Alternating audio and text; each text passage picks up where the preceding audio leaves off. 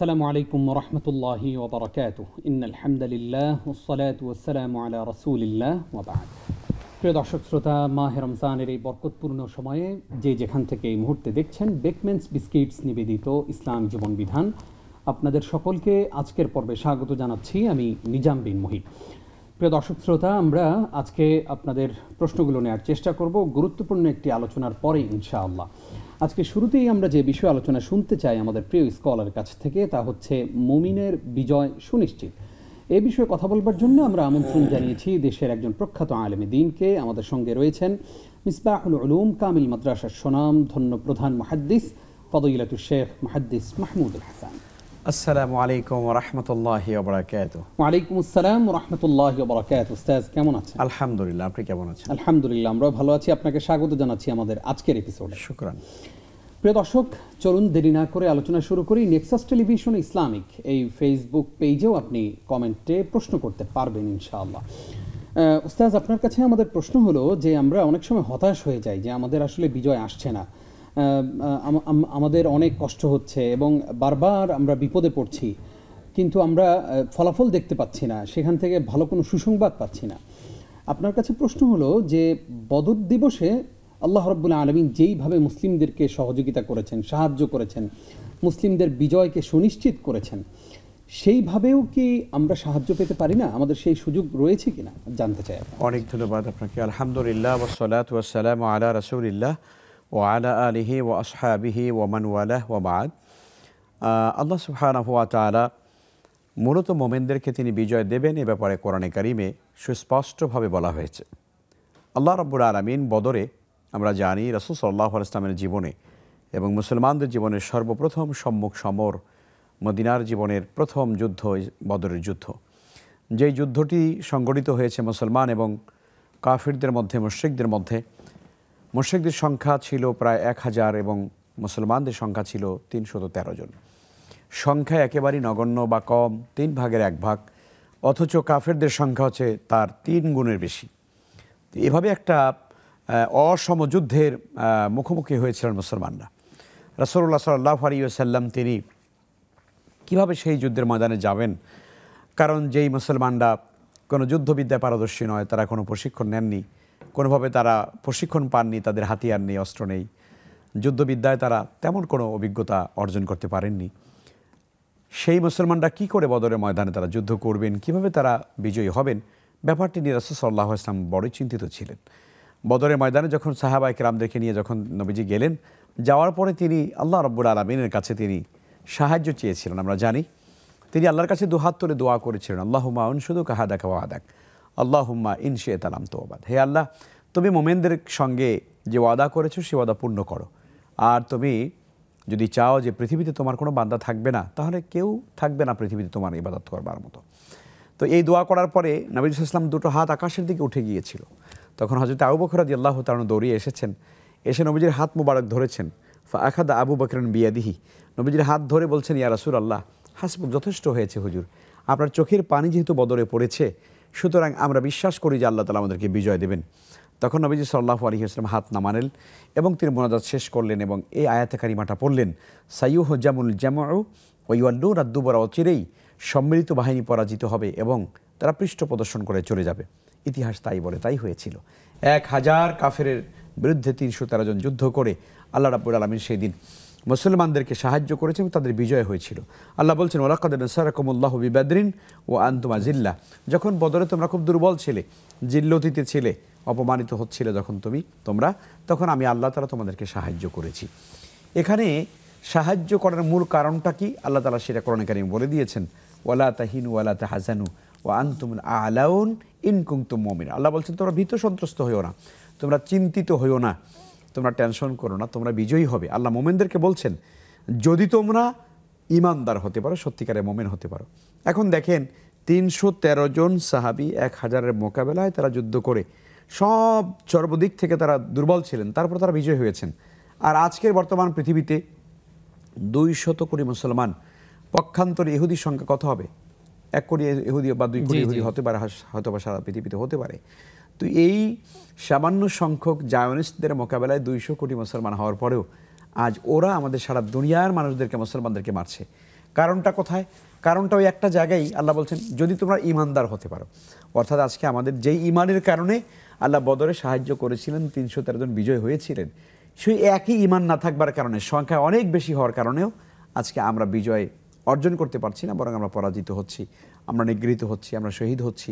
তো প্রিয় ভাইয়েরা, এই জন্য আমরা মনে করি বিজয় হতে হলে মূলত আল্লাহর পক্ষ থেকে তাকওয়া, তার উপরে আমাদের তাওয়াক্কুল, তার উপরে ঈমান এবং আমাদের জীবনের আখলাকগুলো সুন্দর হতে হবে। আমার অস্ত্রে শস্ত্রে সজ্জিত হলেই আমি যুদ্ধে বিজয়ী হব, এমনটা বলা যাবে না। এই জন্য আমরা দেখি হুনাইনের ময়দানে কি হয়েছিল। আল্লাহ তাআলা বলেছেন, হুনাইনে তোমাদের মানে আজাবাতকুম কাসরাতুকুম, তোমাদের সংখ্যা এত বেশি ছিল, তোমরা নিজেরাই নিজেদেরকে নিয়ে গৌরব করছিলে যে আমাদের এত সংখ্যা, আমরা যুদ্ধে বিজয় হয়ে যাব। ইতিহাস বলছে হুনাইনে মুসলমানরা খুব মানে কঠিনভাবে তারা পর্যদস্ত হয়েছিল, অথচ সংখ্যা বেশি ছিল। তাহলে বোঝা গেল মোমেনরা কখনো সংখ্যাধিক্যের কারণে তারা কখনো বিজয়ী হয়েছে, ইতিহাস তা বলে না, বরং মোমেনরা আল্লাহর সাহায্য এর কারণেই তারা বিজয়ী হয়। আর আল্লাহর সাহায্য তখনই আসে যখন মোমেনদের মধ্যে সত্যিকারের ঈমানটা থাকে। খুবই চমৎকার করে আপনি বলেছেন। কিন্তু আপনার কাছে আমাদের প্রশ্ন হলো যে আমরা আজকে ঈমানদার দাবি করি ঠিকই, আমাদের কথা, কাজ, আচরণ সব ক্ষেত্রে মুনাফিকের চরিত্র পরিলক্ষিত হয়, এই বিষয়ে কি বলবেন? না, সেটা তো ঠিকই আছে। ঈমান আসলে মানে মুখে দাবি করার বিষয় নয়, এটা আপনি যথার্থই বলেছেন। আমরা দাবি করছি যে আমি মুসলিম, তাই না? কিন্তু আমার সত্যিকারে আমার কার্যক্রমে, আমার চালচলন, আমার মুআমালাত, লেনদেন, কথাবার্তা বলবার ক্ষেত্রে আমি যে ঈমানদার তার ন্যূনতম কোনো পরিচয় মানে পাওয়া যায় না। কথা বললে মিথ্যা কথা বলে, ইদা হাদ্দাসা কাযাবা, কথা বললেই মিথ্যা কথা বলে, মানে সারা দুনিয়ার মানুষ এক কথা বলে আর উনি বলে আর এক কথা। তো মানে আবার দাবিও করে যে ওনার ঈমান বেশি, আবার তাহাজ্জুদও পড়ে। তো এই যে মানুষের চরিত্র, ইদা হাদ্দাসা কাযাবা, কথা কইলেই মিথ্যা কথা কয়, ওয়াইদাউ তু বিরাখারা, আমানত রাখলে খেয়ানত করে। রাষ্ট্র একটা আমানত, সমাজের নেতৃত্ব একটা আমানত, দেশের জনগণের টাকা আমানত, মানুষের দেওয়া ক্ষমতাটা আমানত, সব নিজের মনে করে, এটাকে নিজের মনে করছে এটা আমার, সবই আমার, আমি যেমনি চালাবো সেমনি হবে। তো ওই যাবো তুমি না খানা, আল্লাহ রসুল বলছেন যে আমানত রাখলে খেয়ানত করে, এইটা হলো মুনাফিকের আলামত। 3 নম্বর হলো ওয়াইদা ওয়াদা আখলাফা, ওয়াদা করেছে এটা করবো সেটা করবো এটা করবো, কোনো আদায় পূর্ণ করে না, তো এইটাও মুনাফিকের আলামত। আর ওয়াইদা খাসামা ফাজারা, কথা বললে মানুষের সাথে ঝগড়া করলে অশ্লীল কথা বলে, এটাও মুনাফিকের আলামত। তো এই জন্য আপনি যেটা বলেছেন যে ইমানদার নামে কিন্তু কাজে কর্মে, কথাবার্তায়, চাল চলনে, লেনদেনে সব হলো ইহুদ নাসারা খ্রিস্টানের মতো, বিধর্মীদের চাইতেও খারাপ, এমন মানুষ মুসলমান দাবি করে কোনো লাভ নাই। জি জি, এমন দাবি করে কোনো লাভ নাই। জি, জাযাকাল্লাহ খাইর। এই মুহূর্তে আমাদের সঙ্গে একজন দর্শক আছেন। আসসালামু আলাইকুম। ওয়ালাইকুম আসসালাম।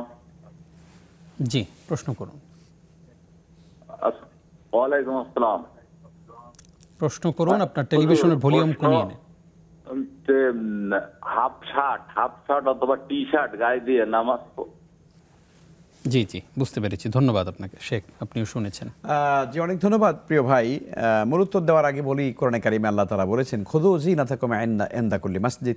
আল্লাহ তাআলা বলেছেন তোমরা যখনই মসজিদে যাও নামাজের জন্য, যখন তোমরা ইরাদা করো, তখন তোমরা সুন্দর জিনাত মানে হলো খুব সুন্দর পোশাক আশাক পরা, সাজসজ্জা করে, সেজে গুজে, পরিপাটি হয়ে নামাজে যাও। অর্থাৎ নামাজ যেহেতু আল্লাহর কাছে সবচেয়ে গুরুত্বপূর্ণ ইবাদত ঈমানের পরে, আর নামাজ যখন মানুষ পড়ে তখন সে আল্লাহর সামনে দাঁড়িয়ে থাকে, আল্লাহ তাআলাকে সে সিজদা দেয়, দেখে দেখে এই অনুভূতি জাগ্রত করে যে আমি আল্লাহকে দেখছি, নাহলে আল্লাহ আমাকে দেখছেন। তো আমিও যখন আল্লাহর সামনে দাঁড়ালাম নামাজের জন্য, তখন আমি সেরা পোশাক পরা, লুঙ্গি পরা, মানে অফিসে যাই খুব সুন্দর পোশাক পরে, ঘরে বসে কোনো মতে গেঞ্জি একটা গায়ে দিয়ে, কোনো মতে পুরান শার্ট যেটা রেখে দিয়েছি 1 সপ্তাহ আগে, ওইটা নামাজের সময়টা গায়ে দিয়ে তারপর নামাজ পড়া, এটা উচিত না ভাই। যে ইবাদতটা যত সুন্দর, সে ইবাদতের মাহাত্ম্যটা, গুরুত্বটা আমার কাছে তত বেশি থাকবে। এই জন্য আমরা যখনই নামাজ আদায় করব, তখন অবশ্যই সুন্দর ভালো পোশাক পরবো, সুন্দর করে অজু করব, একটু সাজসজ্জা করব, চুলটাকে ভালো করে চিরুনি করে নেব, দাড়িটাকে চিরুনি করে নেব, ভালো করে পোশাক আশাক পরে তারপরে আমরা ইনশাআল্লাহ নামাজে দাঁড়াবো। এখন আপনার প্রশ্ন হচ্ছে, কেউ যদি হাফ শার্ট পরে অথবা যদি গেঞ্জি গায়ে দিয়েও যদি নামাজ পড়তে বাধ্য হয়, তাহলে তার নামাজ হবে কি না? প্রিয় ভাই, গেঞ্জি গায়ে দিয়ে নামাজ পড়লে, হাফ শার্ট গায়ে দিয়ে নামাজ পড়লে নামাজ হয়ে যাবে ইনশাআল্লাহ তাআলা, নামাজ ভঙ্গের কোনো কারণ নাই, এটা নামাজ হয়ে যাবে। কোনো মানুষ যদি এমন হয় যে ঘরের মধ্যে কোনো পোশাকই নেই, ওনার কোনো কাপড় চোপড় নেই, তাহলে ঘরে সে উলঙ্গ হয়েও নামাজ পড়তে পারবে। জি জি, উলঙ্গ হয়ে নামাজ পড়লেও নামাজ আদায় হয়ে যাবে। কিন্তু নামাজের এইটা চাহিদা নয়, নামাজ আল্লাহ তাআলা চান বান্দা যেন সুন্দর পোশাকে তার সামনে দাঁড়ায়। জি, প্রিয় দর্শক, আমরা জাস্ট একটা জিনিস মনে রাখলেই জিনিসটা কাজটা করতে আমাদের জন্য সহজ হয়ে যাবে। সেটা হচ্ছে যে আমি দাঁড়াচ্ছি আসলে কার সামনে? যিনি আমাকে সৃষ্টি করেছেন, যিনি আমাকে রিজিক দেন, সম্মান দেন, টাকা পয়সা দেন, সন্তান দিয়েছেন, তার সামনে দাঁড়াই একদম ছেঁড়া কাপড় পরে। হলো কিছু? তাই আসুন আমরা এই জিনিসটা উপলব্ধি করে আমরা আল্লাহর সামনে দাঁড়াবো সুন্দর পোশাকে। এই মুহূর্তে আমাদের সঙ্গে একজন দর্শক আছেন। আসসালামু আলাইকুম। আসসালামু আলাইকুম ওয়া রাহমাতুল্লাহি ওয়া বারাকাতুহু। ওয়ালাইকুম আসসালাম ওয়া রাহমাতুল্লাহি ওয়া বারাকাতুহু। জি, প্রশ্ন করুন। আমার দুইটা প্রশ্ন আছে। প্রথমত হচ্ছে তাহিয়াতুল উযুর নামাজ আর ইস্তেকের নামাজ, সাজদের নামাজ, এগুলো কি ফজিলতপূর্ণ একটু বুঝিয়ে বলবেন। আর একটা কথা হচ্ছে, আমরা তো জানি রোজার 26 দিনে আমরা রাতে নামাজ পড়ি, কিন্তু কিছু কিছু রাত কোনটা আমি সারা রাত জাগি থাকে যে 4 রাকাত করে আমরা কি সবে কদরের নামাজ পড়তে পারবো? সবে কদরের নামাজ না? জি জি জি জি, ধন্যবাদ আপনাকে। আমাদের সঙ্গেই থাকুন। প্রিয় দর্শক, আপনারা দেখছেন বেকপেন্স বিস্কিটস নিবেদিত ইসলামী জীবন বিধান। সময় হলো ছোট্ট একটি বিরতির, সঙ্গেই থাকুন।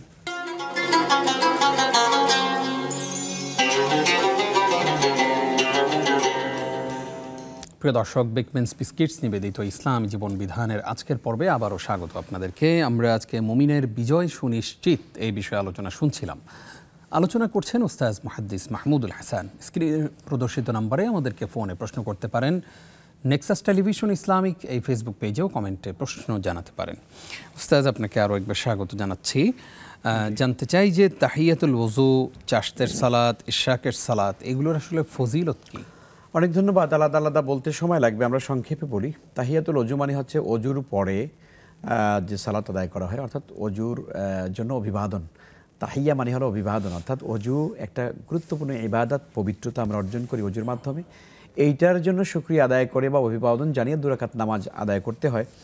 তো এটা হাদিসের মধ্যে এসেছে। রাসূল সাল্লাল্লাহু আলাইহি ইসলামের বিখ্যাত হাদিস, তিনি বলেছেন যে কোনো ব্যক্তি যদি আসলে সুন্দর করে অজু করে, অজু করার পরে যদি সে 2 রাকাত নামাজ আদায় করে, তাহলে আল্লাহ তাআলা তার পেছনে সব গুনাহগুলো, সগীরা গুনাহগুলো ক্ষমা করে দিবেন। সুবহানাল্লাহ। এবং হযরত ওসমান রাদিয়াল্লাহু তাআলা আনহু, তিনি একদিন এভাবে পানি চাইলেন, সুন্দর পানি আনা হলো, এরপরে সুন্দর করে তিনি অজু করলেন। অজু করার পরে তিনি বললেন যে আল্লাহ রাব্বুল আলামিন, আমি রাসূল সাল্লাল্লাহু আলাইহি ওয়াসাল্লামকে এভাবে অজু করতে দেখেছি এবং তিনি বলেছেন যে এভাবে যদি কেউ অজু করে আল্লাহ তাআলা তার সব গুনাহগুলো ক্ষমা করে দেন। তো কাজেই তাহিয়াতুল ওযু মানে অজুর পরের যে নামাজ, এই নামাজটার দ্বারা বান্দার সব গুনাহ মাফ হয়ে যায়। ইশরাকের নামাজ, আনাস ইবনে মালিক রাদিয়াল্লাহু তাআলা আনহু থেকে বর্ণিত, রাসূল সাল্লাল্লাহু আলাইহি ওয়াসাল্লাম বলেছেন, কোনো ব্যক্তি যদি ফজর সালাত আদায় করার পরে ওই একই জায়গায় মুসাল্লায় যদি তিনি বসে থাকেন, জিকির আজকার করেন, কোরআন তেলাওয়াত করেন, এরপরে সূর্য উদিত হওয়ার পরে যদি সে পরিপূর্ণ সূর্য উদিত হওয়ার পরে যদি সে 2 রাকাত নামাজ আদায় করে, আল্লাহ রাব্বুল আলামিন তার আমল নামায় তাহলে পরিপূর্ণ একটা হজ এবং পরিপূর্ণ একটা উমরার সওয়াব আল্লাহ তার আমল নামায় দিয়ে থাকেন। এভাবে করে আবার ইশরাকের সালাতের পরে আবার চাশতের নামাজ, অর্থাৎ ইশরাকের সালাত সূর্য ওঠার পরে 1 থেকে 1.5 ঘন্টার মধ্যে পরে শেষ করে ফেলতে হয়। এর পরবর্তী সময় থেকে একবার দ্বীপ প্রহার পর্যন্ত চাশতের নামাজ, এটাকে সালাতুদ দোহা বলা হয়। এবং ওই নামাজ জাওয়ালও তো বলা হয়। হ্যাঁ, জাওয়ালও বলা হয়, সালাতুল আওয়াবিনও বলা হয়। জি জি, আমাদের সমাজে অবশ্য আওয়াবিন নামাজ মাগরিবের পর এটাকে বলা হয়, কিন্তু হাদিসের মধ্যে এই নামাজটাকে এতগুলো নাম দিয়ে প্রকাশ করা হয়েছে। তো আপনি যদি চাশতের নামাজ পড়েন বা জাওয়াল বা ইশরাকের পরের নামাজটা পড়েন, তাহলে সেই নামাজের দ্বারা আল্লাহ রাব্বুল আলামিন বান্দার গুনাহ খাতা মাফ করে দিয়ে তাকে জান্নাত, রাসূল সাল্লাল্লাহু আলাইহি ওয়াসাল্লাম বলেছেন যে জান্নাত তার জন্য ওয়াজিব হয়ে যায়। সুবহানাল্লাহ। মানে এত সুন্দর আমল, অর্থাৎ আপনি কর্মের ব্যস্ততার মধ্যে 2 রাকাত নামাজ পড়েছেন, 4 রাকাত নামাজ পড়েছেন, রাসূলুল্লাহ বলেছেন যে তার জন্য জান্নাত ওয়াজিব হয়ে যাবে। সুবহানাল্লাহ। জাযাকাল্লাহ খাইর। আমাদেরকে বোন আরেকটি প্রশ্ন করেছেন যে 26শে রমজান দিবাগত রাতে তো আমরা সবে কদর অন্বেষণের জন্য ইবাদত করি। ওনার প্রশ্ন হচ্ছে যে 4 রাকাত নামাজ পড়ে ফজর পড়েই, মানে ফরজ পড়েই, এরপরে আমি কি কদরের নামাজ পড়তে পারবো কিনা? তার মানে কদরের আলাদা বিশেষ ফরম্যাটের কোনো নামাজের কথা হয়তো উনি বলছেন। আপনার কাছে জানতে চাই যে কদরের বিশেষ কোনো নামাজ আছে কিনা? অনেক ধন্যবাদ প্রিয় বোন। আপনাকে বলি, না, পদ্ধতিটা এইভাবে না। আপনি প্রথমত এশার সালাত পড়বেন, এশার সালাতের পরে 2 রাকাত সুন্নাত পড়বেন, সুন্নাতের পরে আপনি মূলত তারাবির নামাজটা পড়বেন আগে। কারণ আমরা জানি যে রমাদানুল মুবারাকের সঙ্গে এই ইবাদতটা একদম বিশেষভাবে হাদিস দ্বারা প্রমাণিত, সাহাবায়ে কেরামের আমল দ্বারা এটা সাব্যস্ত হয়েছে। তো কাজে এইটার ব্যাপারে কোনো সন্দেহ নাই, এইটা আপনি পড়বেন, যত পড়েন। হ্যাঁ, আপনার এই নামাজটা আলহামদুলিল্লাহ যে এটা লাইলাতুল কদর হয়ে গেলে আপনার এই নামাজটা তো লাইলাতুল কদরের জন্য আরও বেশি ফজিলতপূর্ণ হয়ে যাবে। কারণ লাইলাতুল কদরে যদি আপনি তারাবির নামাজ পড়েন, তাহলে সেটাও তো আপনার লাইলাতুল কদর প্রাপ্তি, তার সওয়াব, তার মাহাত্ম্য, তার যে বরকত, সেটা পাওয়ার জন্য তো এই নামাজটা আপনার একটা ওসিলা হয়ে যায়। তো এই জন্য প্রথমত আপনি ঈশান নামাজের পরে আপনি সালাতুত তারাবিহ আগে আদায় করবেন। আদায়ের পরে আপনি কিছুটা বিশ্রাম নেবেন, কারণ আপনি এদিকে এশা পড়লেন, তারাবি পড়লেন, একটা ক্লান্তি আসলো, কিছুটা বিশ্রাম, কিছু খেলেন, একটু বিশ্রাম, তারপরে আবার আপনি লাইলাতুল কদরের বা বিশেষ রাতে, অর্থাৎ লাইলাতুল কদরের নামাজ বলতে এখানে সলাতুল লাইল মাসনা মাসনা, দুরাকাত করে আপনি নামাজ যতটা পারেন, যে আল্লাহ তাআলা আমি নফল পড়ছি, তাহাজ্জুদ পড়ছি। তো লাইলাতুল কদরের জন্য লাইলাতুল কদরের নামাজ হিসেবে নামাজ নাই, মানে এটা হলো রাতের নামাজ, কিয়ামুল লাইল। তো সেটা যদি কদর রাতে হয়ে যায় আলহামদুলিল্লাহ, তো আপনার জন্য ভালো। দুরাকাত করে আপনি এভাবে নামাজ পড়তে থাকলেন, নিয়ত করলেন যে আল্লাহ আমি কদর চাই, আল্লাহ তুমি আমাকে কদর মিলিয়ে দাও। সেভাবে করে আপনি রাত্রিকালীন নামাজ, তাহাজ্জুদ নামাজ পড়ে একদম শেষ রাতে গিয়ে যখন আপনি নামাজ শেষ করবেন, তার আগে বেতেরটা পড়ে রাত্রিকালীন নামাজ শেষ করবেন। জি, এই মুহূর্তে আমাদের সঙ্গে একজন দর্শক আছেন। আসসালামু আলাইকুম। ওয়া আলাইকুম আসসালাম ওয়া রাহমাতুল্লাহি ওয়া বারাকাতুহু। হুজুর। জি হুজুর, আমি বলতেছি মোহাম্মদ ইকরামুল হক। জি গাইবান্ধা গাইবান্ধা থেকে। আপনারা ভালো আছেন হুজুর? জি আলহামদুলিল্লাহ, বলুন। আমার প্রশ্ন হচ্ছে, আমাদের এখানে আলেম বলেছে, এটা সত্য না মিথ্যা, আমি ফজর সালাতের পরে ঘুমাই। এক আলেম বলেছে না, ঘুমানো যায় না, রাসূলের সাল্লাল্লাহু আলাইহি ওয়াসাল্লাম নাকি নিষেধ করেছে, এটা সত্য না মিথ্যা? আচ্ছা, আমাদের নবী সাহেব নাকি মিথ্যা বলে, উনি নাকি বলেছে, নাকি বলে ঘুমানো যায় না নাকি বলে। আচ্ছা, বুঝতে পেরেছি। আপনাকে শুনেন, আপনাকে কথা মানার ক্ষেত্রে একটা মূলনীতি বলে দেই। যিনি কোরআন সুন্নাহর অথেন্টিক কথা বলেন, কোরআন সুন্নাহর রেফারেন্স ভিত্তিক কথা বলেন, ওই আলেম কোনো সময় মানে মিথ্যা বলবেন না। সেই জন্য আলেম কে, প্রকৃত জ্ঞানী কে, সেটা আপনাকেই বুঝতে হবে, সেই জ্ঞানটা আপনার থাকতে হবে। জাযাকাল্লাহ খাইর। আপনি থাকুন আমাদের সঙ্গে। শেখ, আপনি প্রশ্নটি শুনলেন। যথার্থ বলেছেন, যে আলেম বলেছেন উনি সুন্দর কথা বলেছেন। আমরা জানি ফজর সালাতের পরে আসলে আল্লাহ সুবহানাহু ওয়া তাআলা জান্নাত থেকে একটা বায়ু, একটা বাতাস আল্লাহ তাআলা পৃথিবীতে ছড়িয়ে দেন। এবং মনে রাখবেন, ফজর সালাত আদায়কারী ব্যক্তি ছাড়া, আল্লাহর ইমানদার বান্দা ছাড়া, আল্লাহর জান্নাতের এই বায়ুটা, এই বাতাসটা কারো দেহে লাগে না। দুনিয়াতে বসে জান্নাতের বাতাস আপনার গায়ে লাগবে, এটা কি চারটিখানি কথা নাকি? চাইলে হবে, টাকা দিয়ে পাওয়া যাবে না। কে পাবে? যে ফজর সালাত আদায় করে। এই জন্য হাদিসের মধ্যে ফজর সালাতের পরে হাঁটাহাঁটি করা, একটু ব্যায়াম করা, একটু কাজ করা, একটু মানে পায়চারি করা, এবং রাসূল সাল্লাল্লাহু আলাইহি ওয়াসাল্লাম ফজরের সালাতের পরে এই সুন্দর সময়ের জন্য দোয়া করেছেন, আল্লাহুম্মা বারিক লি উম্মতি ফি বুকুরিহা, হে আল্লাহ তুমি আমার উম্মতের জন্য ফজরের পরের এই সময়টাকে, অর্থাৎ এই সুবহে মানে প্রভাতটাকে, সূর্যোদয়ের পরে এই সময়টার কথা বলেছে, প্রভাতটাকে তুমি আমার উম্মতের জন্য বরকতপূর্ণ করে দাও। এই জন্য ফজরের সালাতের পর যারা পড়ে তাদের অল্প সময় বেশি পড়া হয়, যারা কাজ করে তাদের অল্প কাজে বেশি বরকত হয়। কথা বুঝতে পারলেন? এভাবে যত কাজের কথা আপনি বলবেন না কেন, ফজরের পরে কাজ শুরু করলে সারা দিনের অর্ধেক কাজ হয়ে যায় ফজরের পরে। আর যে ফজরের পরে ঘুমালো, উঠবে চোখ ডলতে 11টার সময়, মানে দিন শেষ, ওই দিনে কাজের আর কোনো বরকত নাই। এই জন্য চেষ্টা করি ভাই, রাতটাকে কাজে লাগানোর, ঘুমাতে পুরো রাত ঘুমান, কোনো অসুবিধা নাই, এসব পরে একদম মানে ফাটাফাটি ঘুম দেন, কিন্তু দিনের বেলা ঘুমাবেন না। যদিও আমরা এই ওয়াজ করি সবাই, কিন্তু এটা কয়জনে পালন করতে পারি আল্লাহই ভালো জানেন। তবে চেষ্টা করা উচিত। আল্লাহ তৌফিক দান। জাযাকাল্লাহ খাইর। প্রিয় দর্শক, আপনারা দেখছেন বেকমেন্স বিস্কিটস নিবেদিত ইসলামী জীবন বিধান। সময় হলো ছোট্ট একটি বিরতির। আশা করছি জীবন ঘনিষ্ঠ আয়োজনের সঙ্গেই থাকবেন।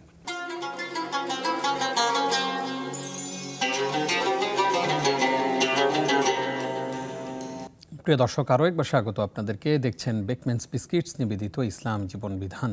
স্ক্রিনে প্রদর্শিত নম্বরে আমাদেরকে ফোনে প্রশ্ন করুন। আজকে আপনাদের প্রশ্নগুলোর জবাব দিচ্ছেন মুহাদ্দিস মাহমুদুল হাসান। শেখ, আমাদের সঙ্গে ফেসবুকে অনেকেই যুক্ত হয়েছেন। আমরা দেখতে পাচ্ছি যে আমাদেরকে একজন প্রশ্ন করেছেন যে মাহে রমজানের বাকি দিনগুলো কিভাবে কাটানো উচিত বলে আপনি মনে করেন? জি, অনেক ধন্যবাদ, সুন্দর প্রশ্ন করেছেন।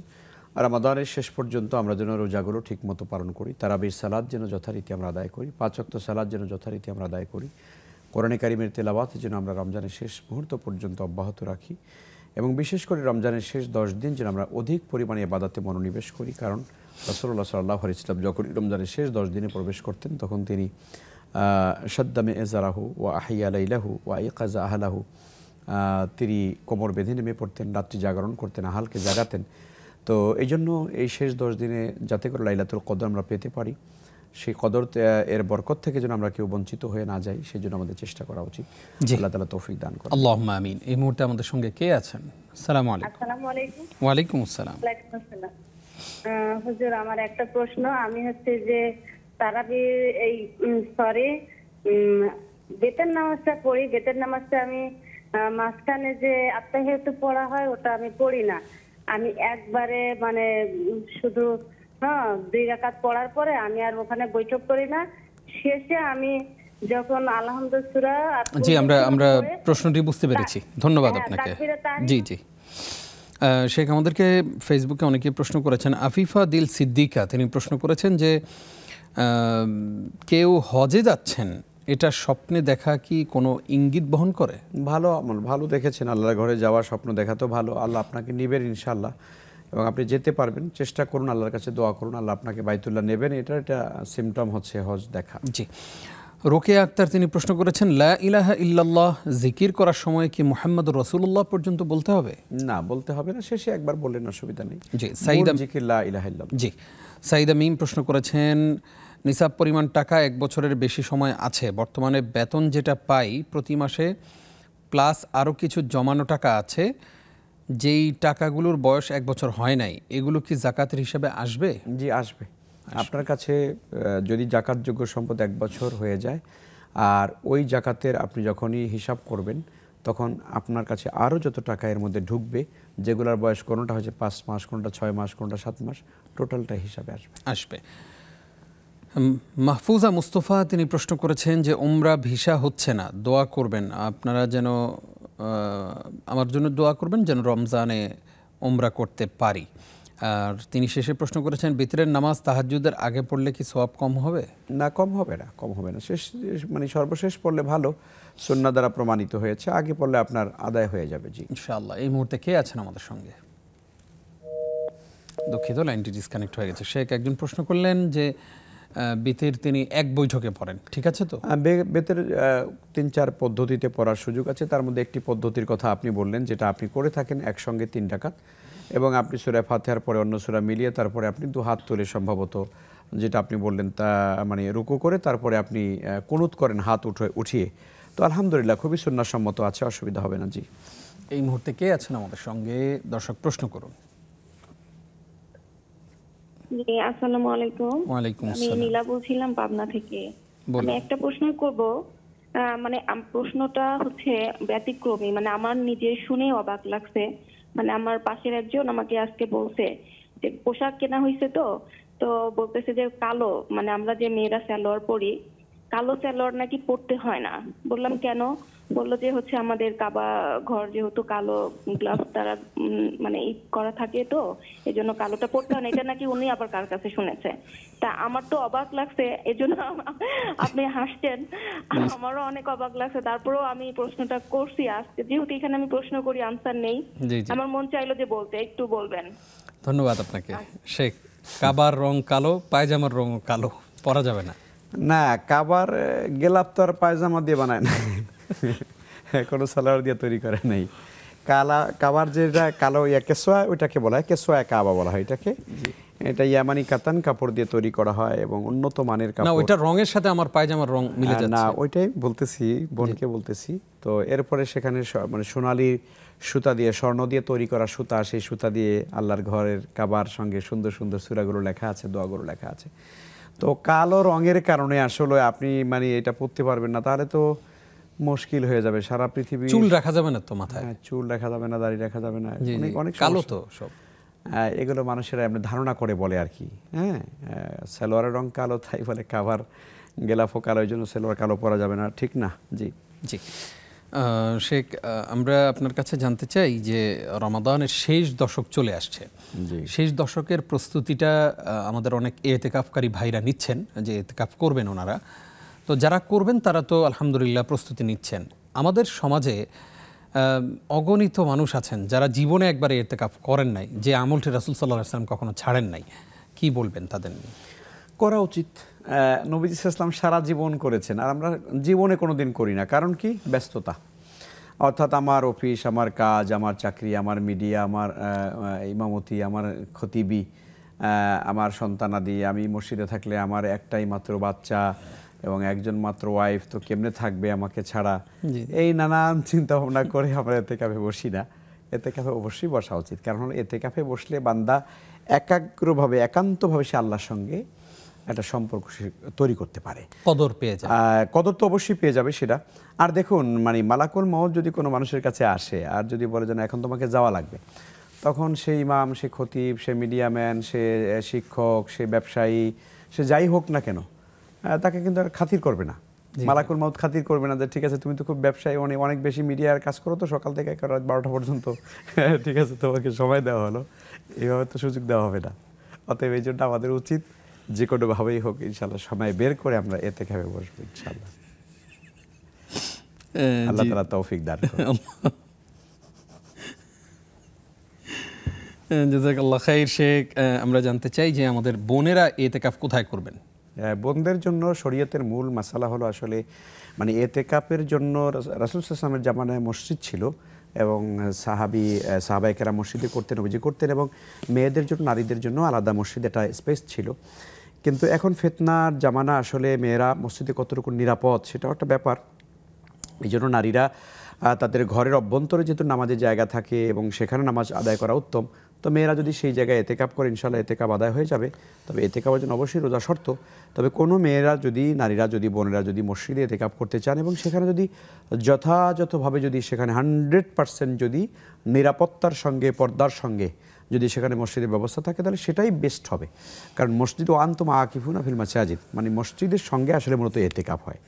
তো এখন নারীরা যেহেতু ঘরেও নামাজ পড়তে পারে, সেই জন্য ওলামায়ে কেরাম বলেন নারীরা যদি ঘরে এতেকাফ করে আদায় হয়ে যাবে। তবে মসজিদে আফজাল, উত্তম, কোনো সন্দেহ নেই।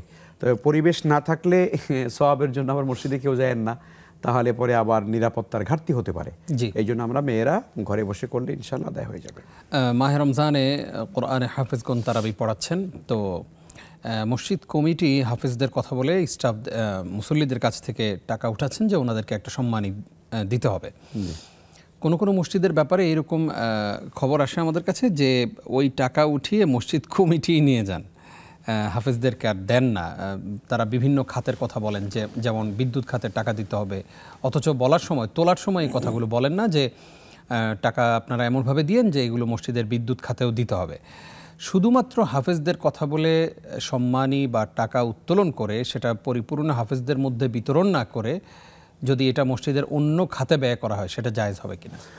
অনেক ধন্যবাদ। এখন দেখুন, এখানে একটু আপেক্ষিক ব্যাপার আছে, একটু বিশ্লেষণ করতে হবে। কারণ হলো কি, মসজিদে ধরেন ইমাম বা হাফেজ সাহেবদের জন্য টাকা উঠানো হয়েছে, এখন টাকার পরিমাণ এতটাই বেশি যে আসলে একজন হাফেজ সাহেবকে অত টাকা দেওয়া লাগে না।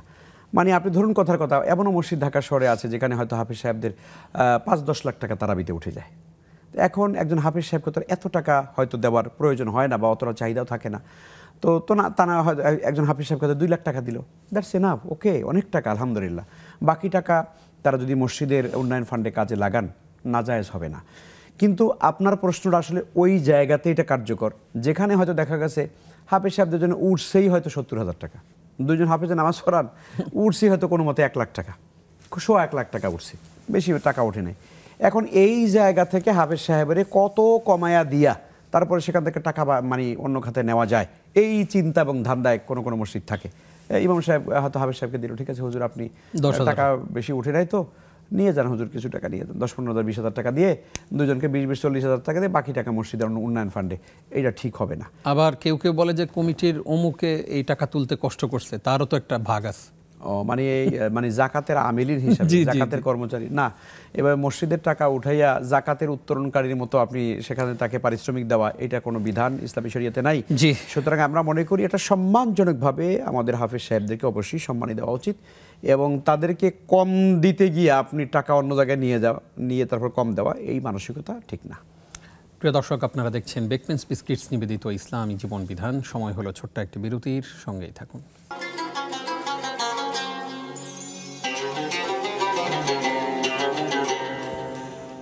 প্রিয় দর্শক, আরও একবার স্বাগত। দেখতে দেখতে আমরা অনুষ্ঠানের একেবারেই শেষের দিকে চলে এসেছি। আপনারা ঝটপট আমাদের সঙ্গে যুক্ত হয়ে যান। শরীয়র প্রেসক্রিপশন নেওয়ার জন্য স্ক্রিনে প্রদর্শিত নাম্বারে আমাদেরকে ফোনে প্রশ্ন করুন। উস্তাজ, আপনাকে আরও একবার স্বাগত জানাচ্ছি।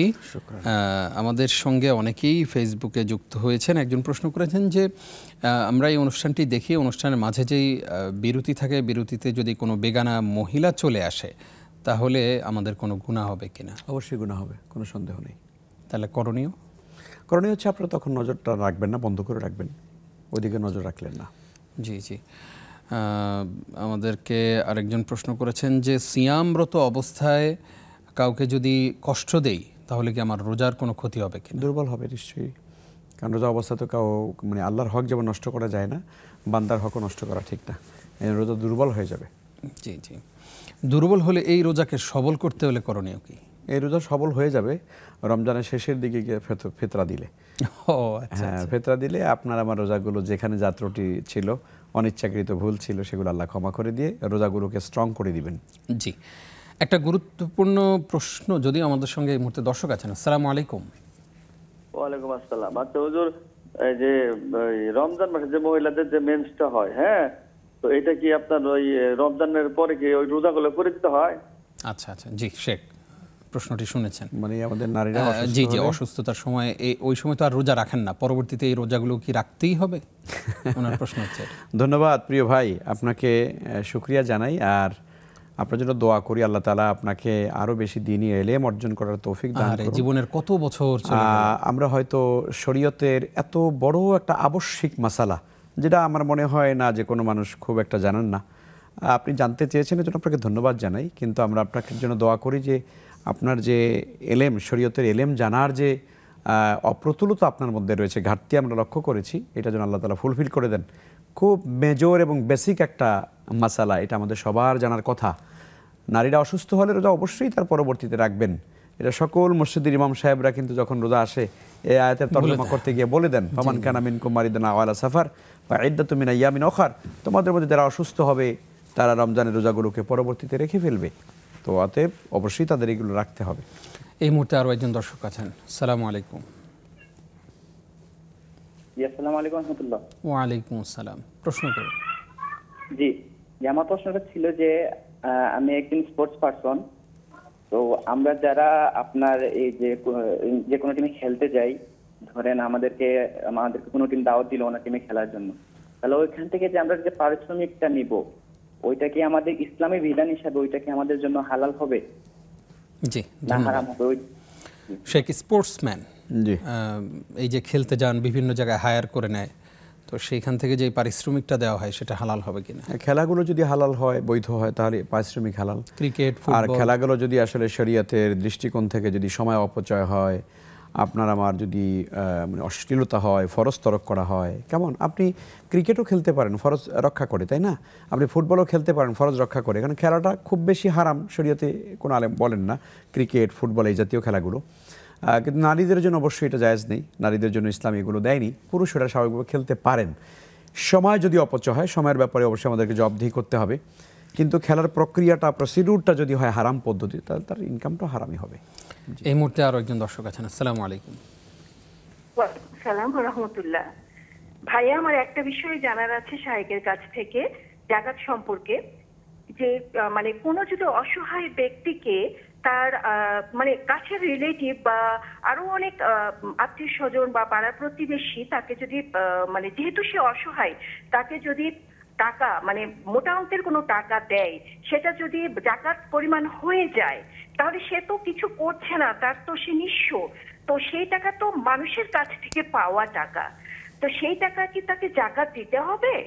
ধন্যবাদ আপনাকে। একটু বলবেন। জি, মানে নিঃস্ব মানুষ, তাকে আমি নিঃস্ব, আমি তো আসলে নিঃস্ব, তো আপনি আমাকে যাকাত দিলেন, দিতে দিতে এমন পরিমাণে আমার যাকাত হয়ে গেল, মানে এত টাকা হয়েছে যাকাত পরিমাণ হয়ে গেছে, এখন যাকাতের নিসাব টাচ করে ফেলেছে। জি জি, মানে এখন তাকে যাকাত দিতে হবে। এখন আমি যাকাত দিব কিনা? সুন্দর প্রশ্ন করেছেন, আপনাকে অনেক ধন্যবাদ। এটা চমৎকার প্রশ্ন না, যে মানে জাকাত দাতাকে অর্থাৎ জাকাত গ্রহীতাকে এত পরিমাণে সম্পদ দেওয়া হলো যে ওনার কাছে এখন জাকাতের সম্পদ ওই পরিমাণ সম্পদ হয়ে গেছে। না, ওনাকে দিতে হবে না, এই জন্য হবে না যেহেতু উনি মাত্রই এই সম্পদগুলো পেয়েছেন। আর আমরা জানি জাকাত ফরজ হয় তখনই যখন কোনো মানুষের কাছে তার ব্যক্তিগত পারিবারিক সমস্ত খরচাপাতি বাদ দিয়ে উদ্বৃত্ত টাকা যখন নেশাব পরিমাণ হয় 7.5 ভরি পরিমাণ যখন খরচ করে, বা এটা আমরা এটাকে যদি একটা ধরি এরকমটা রেখা দিলাম, তার উপরে যখন উঠে যাবে 7.5 ভরি উপরে উঠে যাবে, এবং সেটা 1 বছর অন্তে যখন আপনার কাছে এটা জমা থাকবে তখনই জাকাত দিতে হবে। তো মাত্র তো লোকটা পেলো, এখন ওনার পরিবারে খরচ আছে, সন্তানদেরকে দিতে হবে, চিকিৎসা আছে, পারিবারিক অনেক কিছু কিনতে হবে, কিনতে কিনতে দেখা যাবে যে ওনার প্রয়োজন মিটাতে মিটাতে একটা পর্যায়ে হয়তো টাকাটা হয়তো শেষই হয়ে যাবে, অর্ধেক থাকবে অর্ধেক। কিন্তু যদি আপনার বছরান্তে গিয়ে যদি আবার এখান থেকে এমন পরিমাণ টাকা জমা হয় বা আরও কিছু উদ্বৃত্ত হলো, আরও কিছু লাভ হলো, আরও কিছু আসলো, যেটা জাকাত পরিমাণ হয়ে যায়, তখন তাকে জাকাত দিতে হবে, এখনই না। জি শেখ, আমাদের কাছে একটা প্রশ্ন এসেছিল, আমি দেখলাম কিছুক্ষণ আগে, যে এই যে আমাদের সমাজে ইফতার মাহফিলগুলো হয়, ফ্রি মিক্সিং ইফতার মাহফিলগুলোতে হালাল হারামের কোনো বাদ বিচার নাই, ছেলে মেয়ে, গার্লফ্রেন্ড, বয়ফ্রেন্ড, কলিগ সবাই মিলে ছেলে মেয়ে একসাথে, ইফতার তো একটা ইবাদত, এই ইবাদতে এই যে এইরকম ফ্রি মিক্সিং, এই ব্যাপারে আসলে শরিয়া কি বলে? ইফতার মাহফিলগুলোর ব্যাপারে আমার দুটো অবজারভেশন আছে। একটা তো আপনি বললেন, সেটা আগে বলে নিই। এটা হচ্ছে যে মানে এই কাজগুলো কারা করে? যারা আসলে রোজা বুঝে না, সিয়াম বুঝে না, রমজানের মর্যাদাও বুঝে না, এবং ক্ষেত্রভেদে অনেকে রোজাও রাখে না। তো রোজা না রেখে এক পাপ করছে, ইফতার না খেয়ে কি আরেকটা পাপ করবে, কবিরা গুনাহ করবে। কত বড় গুনাহ, কত বড় গুনাহ ইফতার না খাওয়া হারে। এই জন্য ইফতার খেতে যায়, দল বেঁধে বেঁধে যায়, খাইতে যায়, মজা করে খাইতে যায়, আসলে রোজার কিছুই বুঝে না। আর মাহে রমজানের আহমিয়াত এবং গুরুত্ব তাকওয়ার কোনো সিটে ফোটাও নাই, মানে সমানে খেতে আছে, নারী পুরুষের অবাধ মেলামেশা, ওই মাগরিবের নামাজটাও পড়ে না, ওই মাগরিবের নামাজ পর্যন্ত পড়ে না, এবং ইফতার খাওয়ার পরে মানে বাম্বু ধরে তারপর টানতে থাকে। তো এই শ্রেণীর লোকদের আসলে খাওয়া না খাওয়ার মধ্যে কোনো কিছু আল্লাহর আসে যায় না। আরেকটা অবজারভেশন আমি আপনাকে বলি, সেটা হলো বাংলাদেশে এখন একটা কালচার সৃষ্টি হয়ে গেছে ইফতার মাহফিলের। এই ইফতার মাহফিলগুলোতে এখন রাজনৈতিক আলোচনা ছাড়া কোনো ধরনের আপনি ধর্মীয় কোনো আপনি মানে আবহ, ধর্মীয় কোনো অনুভূতি, একটু কান্নাকাটি, হারে আমি রোজা রেখেছি, আল্লাহর কাছে একটু মাপ চাওয়া, নিজের গুনাহ খাতা মাপ চাওয়া, পিতা মাতার জন্য দোয়া করা, রমজানের শেষ পর্যন্ত আল্লাহ যেন আমাকে নেন, রমজানের তাকওয়া যেন আমার মধ্যে আসে, এই অনুভূতি জাগ্রত করবার জন্য যেই আলোচনাগুলো হওয়া দরকার ছিল, যেই রকম একটা ধর্মীয় বা গাম্ভীর্যপূর্ণ পরিবেশ তৈরি করা দরকার ছিল, কিচ্ছু নাই। আপনি ইসলামিক দল বলেন, গাড়ি ইসলামী দল বলেন, প্রত্যেকটা ইফতার মাহফিল এখন রাজনৈতিক কর্মশালায় পরিণত হয়েছে। দুর্ভাগ্য এদের জন্য। আমি এদের এই সমস্ত কর্মকাণ্ডের নিন্দা জানাই। ইসলামের ইবাদতকে আপনি একটা ইফতার মাহফিলের মতো ইবাদতকে আপনি রাজনৈতিক করতে পারেন না। এখানে অমককে গালি দেওয়া, তমককে গালি দেওয়া, এই সমস্ত ফালতু কাজ কেন করেন আপনারা? ইফতার মাহফিল এটা ইবাদত, ইবাদতের মধ্যেই রাখুন, এর বাহিরে কোনো কাজ করা যাবে না। বাস, আশা করি আমাদের দর্শকরা সতর্ক থাকবেন ইনশাআল্লাহ। আরও একজন দর্শক আছেন। আসসালামু আলাইকুম। ওয়ালাইকুম আসসালাম। হুজুর, আমি সাভার থেকে বলছি। জি জি, বলুন। আমার দুইটা প্রশ্ন। একটা প্রশ্ন হলো, হুজুর, আমাদের মুদি দোকান আছে, বুঝছেন? দোকান থেকে একজনে বাকি খাইছিল সেই করোনার সময়। করোনার সময় বাকি খাইছে, ও টাকাটা আর শোধ করতে পারে না। তো বলছিলাম যে অল্প অল্প করে দিতে, তাও পারে না, ওরা খুবই মানে গরিব আর কি, তো দিতে পারে না। এখন ওই মহিলা আবার তেমন বেশি একটা ভালো না, এখন আমারও জাকাত আসে, এখন আমি যদি ওনার ওই জাকাতের জায়গায় কাইটা দিই, এমনি কোনো হবে কিনা? আর মহিলা আবার হুজুর একটু বেগানা টাইপের, মানে নামাজ রোজা করে না, খালি মানে একটু অন্য টাইপের মহিলা। দিলে কি আমার জাকাত হবে কিনা? জি, ধন্যবাদ আপনাকে। আর কোনো প্রশ্ন?